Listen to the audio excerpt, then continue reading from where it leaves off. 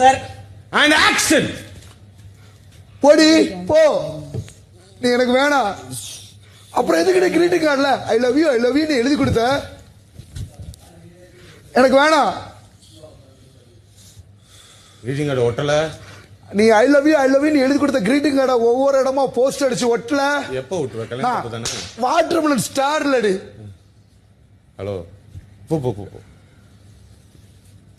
அவ போய் 1/2 மணி நேரம் ஆச்சு. மச்சி, ஒவ்வொரு பொண்ணுக்கு ஒரு ஃபீலிங்ஸ் மச்சி.